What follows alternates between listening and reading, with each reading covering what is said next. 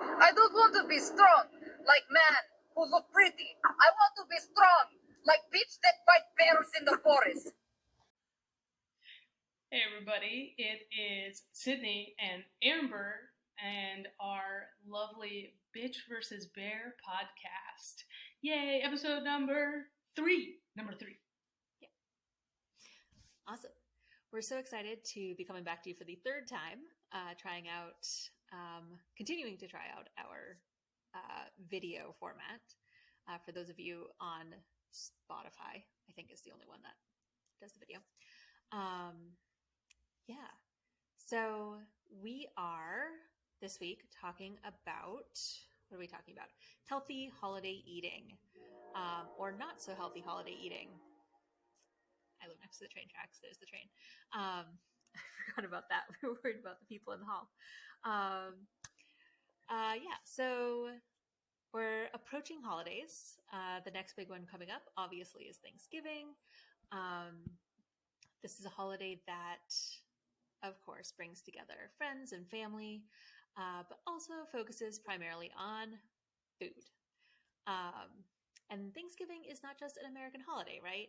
It's celebrated in Canada, St. Lucia, Liberia, okay, and Grenada. Germany and Japan also have similar festive holidays. So we're going to be talking about food this week. Yeah, I love food. I'm so excited. Thanksgiving is your holiday. I just had to take a minute and be like, food. Okay, so a quick rundown for those of us who don't have a super in-depth history of Thanksgiving. Most of us probably got our kindergarten version. I know I put on several plays in elementary school that revolved around this holiday. It got to make the hand turkeys, and I remember one year got to build a hat, like the pilgrim hat. That was super fun. So the basic premise of Thanksgiving in America is a celebration of harvest and to give thanks or a blessing for the previous year. So as Americans, we generally model our Thanksgiving after the Pilgrims, the English colonists of Plymouth and the Wampanoag people. New England colonists regularly actually celebrated Thanksgiving days.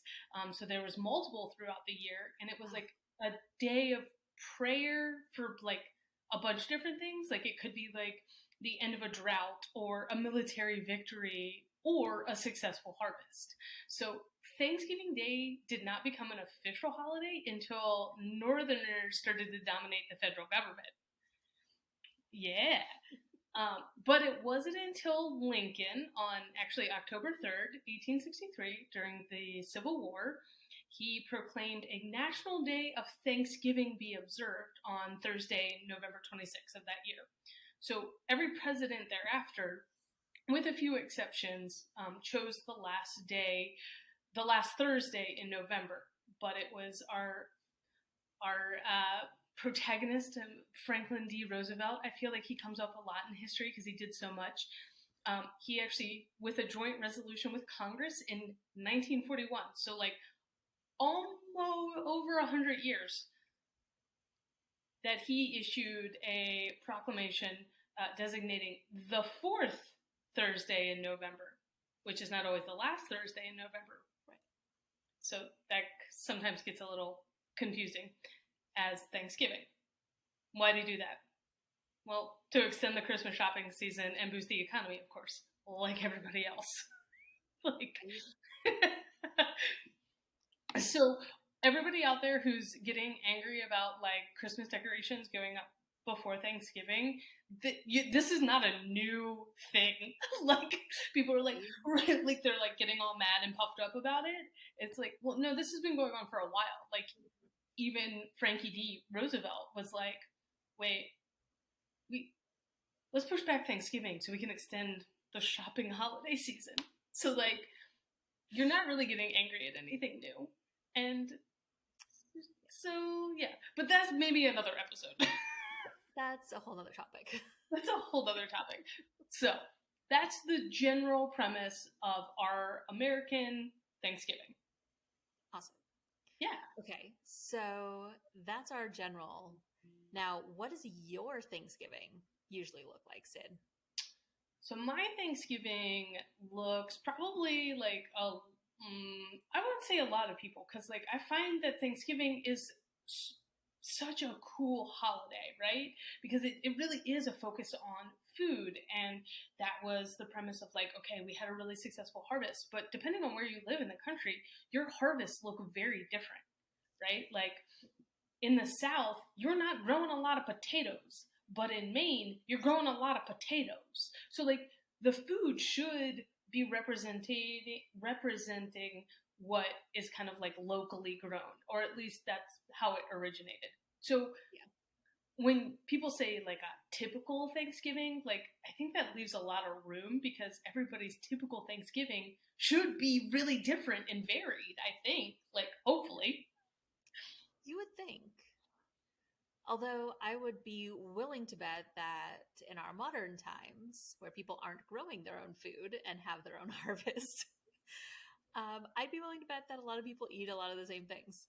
Probably, because now they're mass produced, right? So, like, the cranberry out of a can, which Yeah. is what a fun concoction that is. Yeah. Yeah. So, my typical Thanksgiving is like usually friends and family gather around the table. We usually had like one or two friends, depending on what they were doing or like where they needed to go, who would join us. But it was usually pretty intimate. And then when I was growing up, it was split between so like one aunt or uncle from my dad's side would host, and so it was like it ended up being a lot of like shuffling around. But as I started to get older, it became less of the shuffling around and more of like an intimate family dinner. And we always ate like around like 2 or 3 in the afternoon. I know times like vary, but that's when we always ate was like kind of mid afternoon. So it was in between lunch and dinner, so you could skip both. Well, that seems sad. Yeah, that is kind of sad. It's okay. It's delicious. So, I have Amber, been to Thanksgiving. It is good. Yeah, that's right. You've been to our Thanksgiving. So, what was your typical Thanksgiving like growing up? So again, divorced parent shuffle. It always varied. So on my mom's year, we usually had it. I feel like we usually hosted and had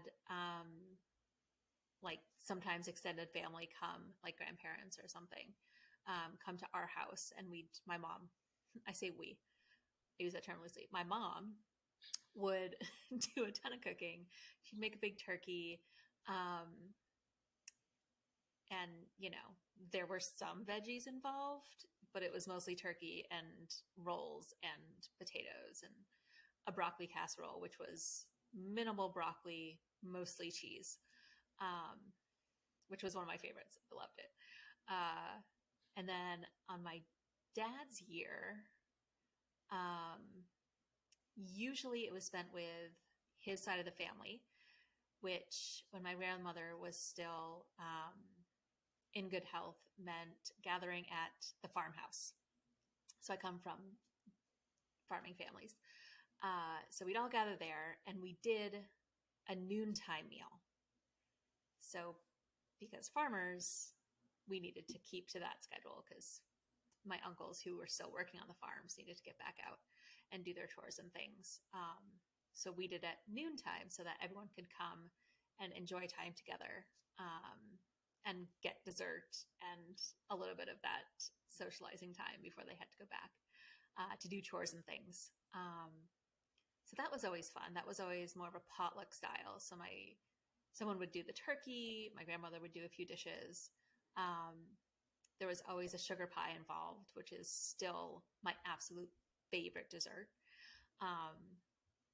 For our listeners out there, please explain what a sugar pie is.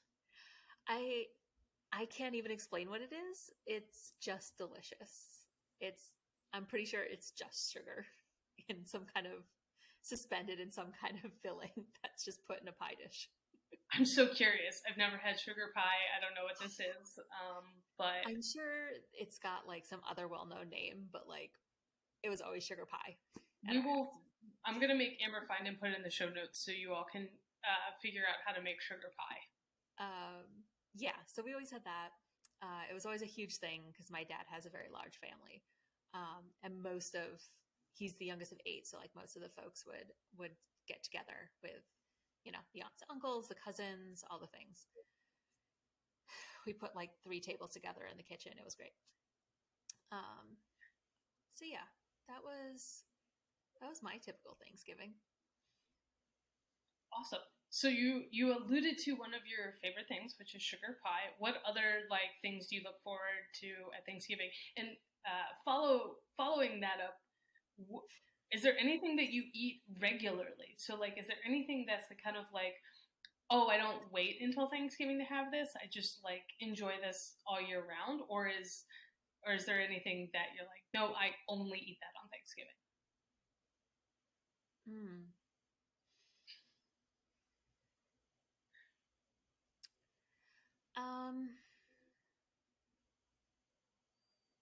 I mean, potatoes I eat year round.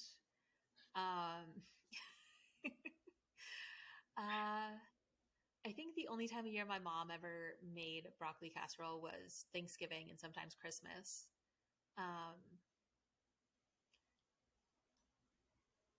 Yeah, I don't eat a lot of those foods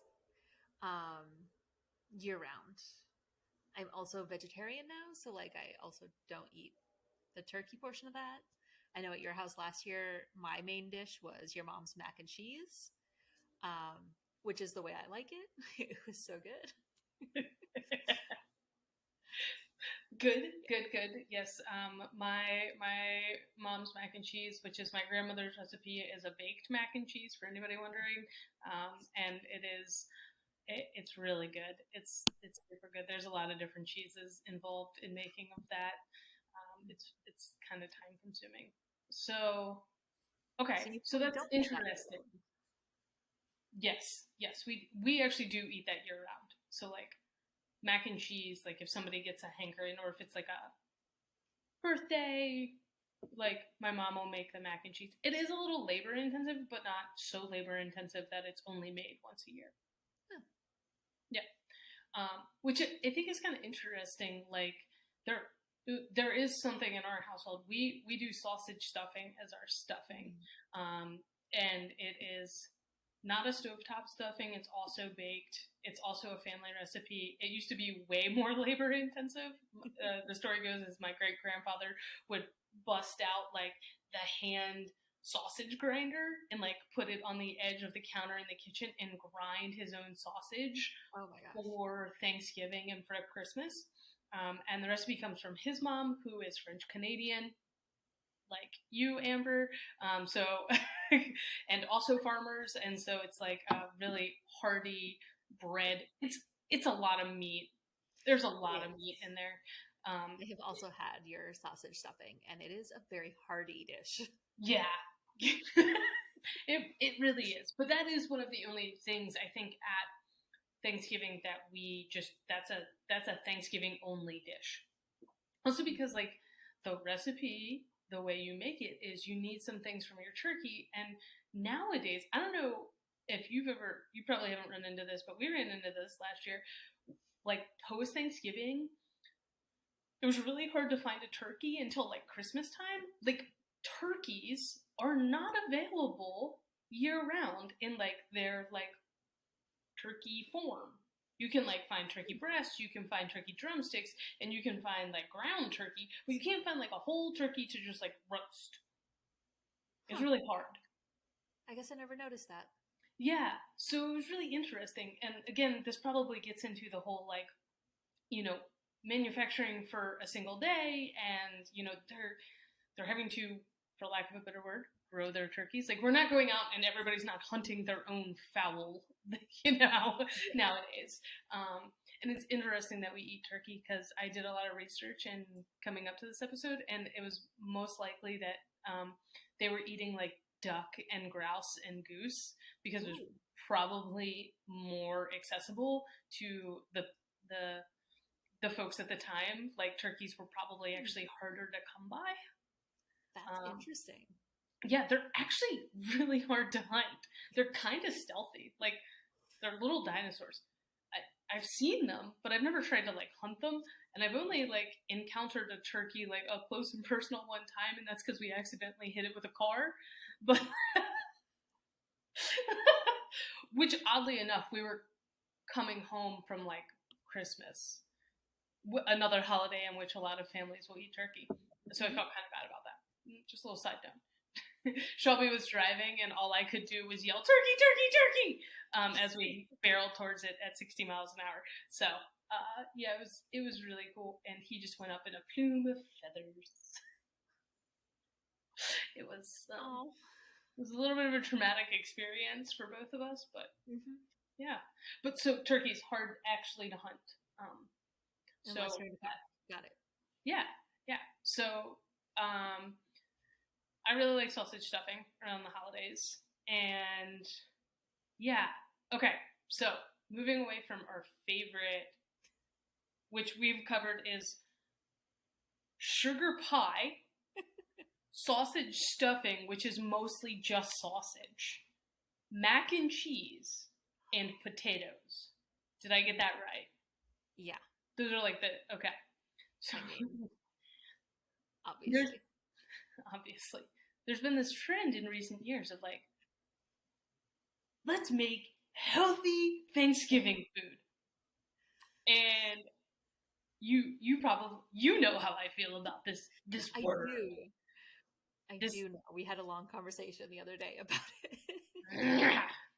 So, okay, what does healthy food mean to you, Amber? We'll start there. We'll start like simple. What does healthy food mean to you? Oh no. Healthy food. What does healthy food mean to me? I realize I should have thought about this before, but I skipped over that question because I guess I didn't want to think about it when I was reviewing our notes. I guess for me it means trying to find foods that are more whole foods, not as processed. Trying to find things that are local, especially if I'm going to eat meat, trying to find locally sourced, ethically, meat. Let's see. Trying to get veggies in there to balance out my carbs. Because you know how I love carbs. Yeah. Yeah, I think just trying to find the balance of like greens and whole foods and the sugary, delicious carbs that I love. I guess that's what eating healthy means to me. Cool. I like that. Yeah, I would say I probably in a similar vein of like, okay, whole foods, like, if it's not in the middle of the supermarket, right? Like it doesn't come in a box. Mm-hmm. It's not dehydrated. Like it's in its like pretty natural state. Like, yeah, if I like pick up a carrot, I want it to look like it came out of the ground, and that's not to say that there isn't really great, good whole foods in say canned and frozen forms, right? Because like before refrigeration, like canning was huge, and there's nothing wrong with it. Like pickles are delicious, right? Like that's canning, and they're which pickles, that's a whole other thing. I like to joke about pickles because like, have you seen any of the like she's British and she's like she talks about like, oh, here in England we call it autumn because it's the fall or the autumn equinox, blah blah blah. And in America we're like, it's fall because leaves fall down. Like in other parts of the country they don't call them pickles. Like pickling is the process of the cucumber. But here in America we're like, these are pickles because they're in a pickle form. Like what do they call them elsewhere then? Well, have you like cornichons? What? like cornichons, like the little pickled cucumbers. They're called cornichons. They're like French. In their Or gherkins. Gherkins. They're the type of like little cucumber that they pickle. So that's why they're called that. But here in America, anything that we put in a pickling brine is a pickle. No, only cucumbers are pickles. No. Well, yeah, but only here in America. Like, you can pickle a lot of things. Yes, like, you can pickle red onions. It doesn't make it you don't call pickled onions pickles. Pickles are pickles. No, they're cucumbers. I'm going to be good on this. I don't know. Back to healthy foods. Candy is great. Don't knock it. Is really what that means. Frozen vegetables are okay. Frozen vegetables are great. That's how we got here. So, okay, going back to healthy foods. I have a very strong feeling about healthy foods around the holidays. One, because it takes a lot of work to deem, like, what is healthy? Like, it's a spectrum, right? Like, okay, you know, there's a lot of things that can fall into that category. I think the celebration of food is really cool. And we have this trend recently of, like, make your healthy alternative. And instead of having mashed potatoes, which, by the way, come from the ground, they're a whole food. Yeah, they got some carbs, they got some sugar, but, like, they're grown, they're not processed, they taste delicious. But instead, we're going to have cauliflower, which, by the way, is also a carb and a sugar. So it's like, is it really an alternative? You're just making a swap. Like, they're not... Yeah, what you're talking about is, like, your mashed potatoes probably also have an entire stick of butter and salt in them. I mean, obviously. But the mashed potato itself isn't unhealthy, right? Like... No, it comes from the ground. Yeah. And it's delicious. To make that cauliflower taste good, what do you think I'm going to put on it? Exactly. A stick of butter and salt. So that's my, like, little bit of a rant, is, like, why are we spending time trying to make whole foods? Like, sweet potatoes are great for you. Turkey is delicious. Is the gravy? Yes, the gravy is delicious. You don't like gravy. That's why I tried to, yeah. I would point out that earlier in the show, gravy did not make the list of, like, top things at Thanksgiving. Not on my list. Nope. So, like, this weird, like, shift that we've seen from, like, celebrating harvest and whole foods, which I would argue still appear on a lot of people's tables, right? Like, mashed potatoes still appears on a lot of people's table. Turkey still appears on a lot of people's tables. Sweet potato. They might candy them, but, you know. From Vermont, we put ours in maple syrup. Delicious. Sweet potato and maple syrup. Try it. But again, it's like a celebration, and I think there's just been this cultural shift away from celebrating these harvests and these foods and moving towards processed things, which has then in turn led to, well, here, let's make some alternatives, which I don't necessarily think are any better. So it's just a weird dynamic that we're seeing nowadays. What are your thoughts, Amber? Like, what do you think about this? Because, like, as a vegetarian, right? Because, like, the main dish at Thanksgiving is like, hey, we took this really big bird. Oh, and then, by the way, we stuffed it full of carbs. Which, by the way, you shouldn't be stuffing your turkey anymore. Like, stop doing that if you're doing that. It's weird. It is weird. I never really understood that. Just, why does it have to be in the turkey? Just make it a side. Make it its own thing. Yeah. Celebrate it on its own. Why does it have to be, like, come out of the turkey? It's so weird. Okay. Anyways. I mean, you know me. I always say everything in moderation. You know, I think, like, yes, a lot of what's ending up on our tables is from the ground, from the earth. we add a lot of things to it that make it more unhealthy. But I mean, it's one day, is my feeling. Like, you're not gonna totally derail your entire life on one meal, right? Like, it's one meal. Okay, maybe two or three, depending on how long your leftovers go and how many teenage boys you have in your house. But um, but like, it's one day. Just eat the turkey, eat the mashed potatoes, eat the sugar pie, have your 3 glasses of wine. I don't know. Enjoy yourself, right? Like, that's what the day is for. Yeah. And you can go back to your normal diet the next day. Put your leftover turkey on a salad. Make a sandwich out of the rolls. I don't know. Like, there are things that you can do with your leftovers even that are healthier than having them all as a full meal, right? Yeah. And even if you enjoy that full meal of butter-laden food for a week, so what? Like, in the grand scheme of things, is it really that big a deal? Yeah, I agree. I think like there's so much like stress and pressure around the holidays, and we See our last episode. see our last episode.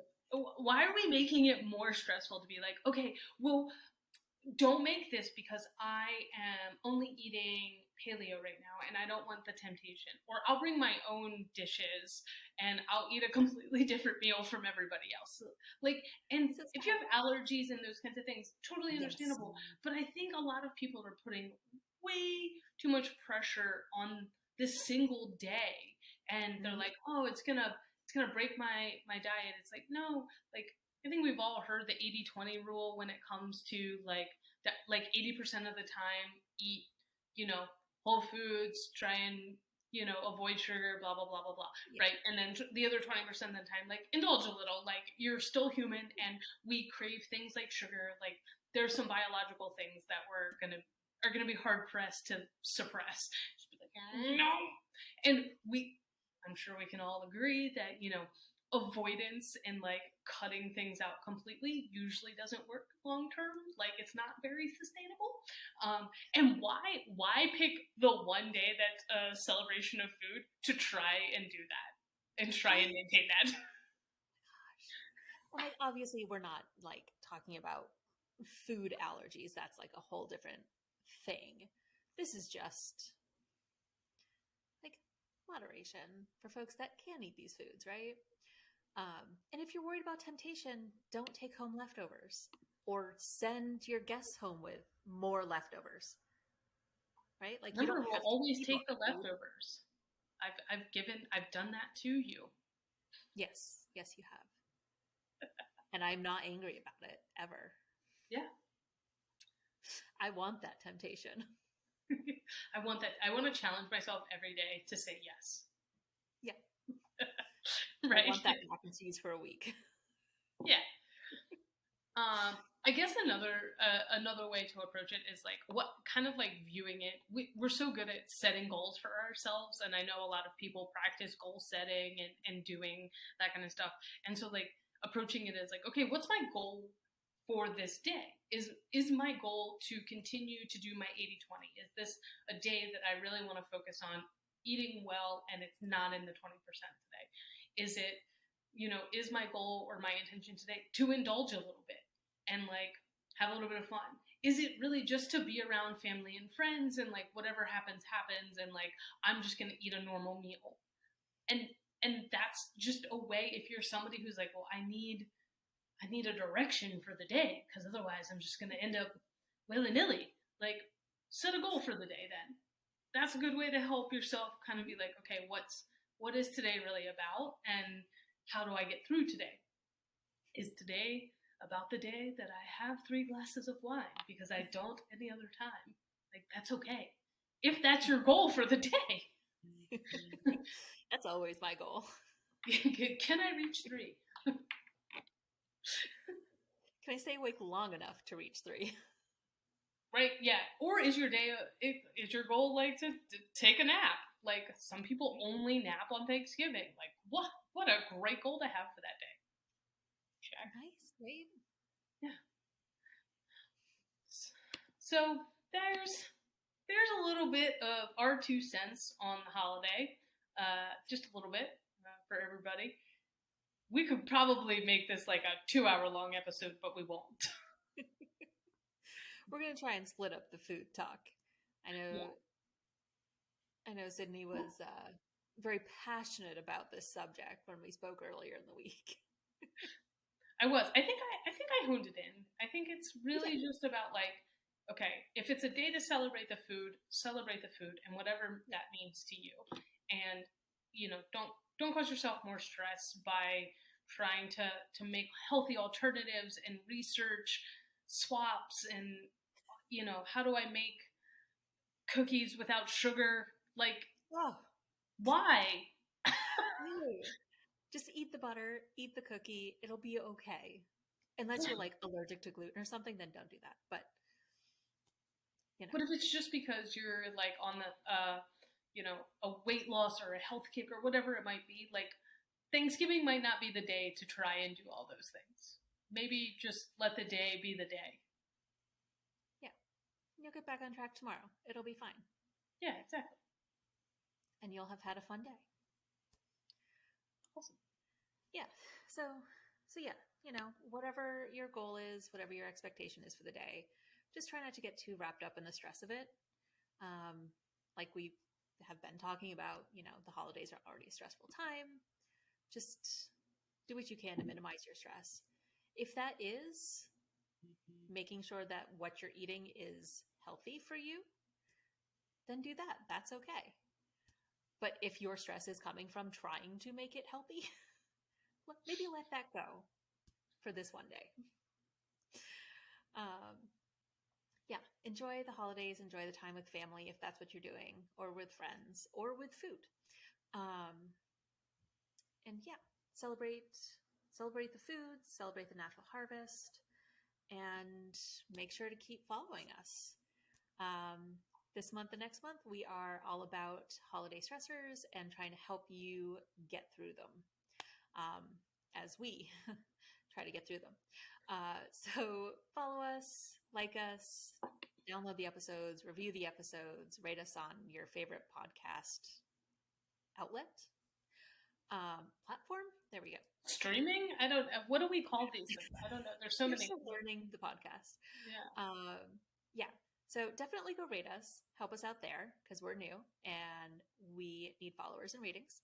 And we are expanding. So we are no longer just on Anchor and Spotify. We are now also on Google Podcast and Amazon Music. Woohoo! So go follow us. It'll be great. It will be great. Try to discuss too much. Yeah. Awesome. Well, we will see you all next week. Remember, there will be a Wednesday episode right before Thanksgiving. It'll be great. It should be fun.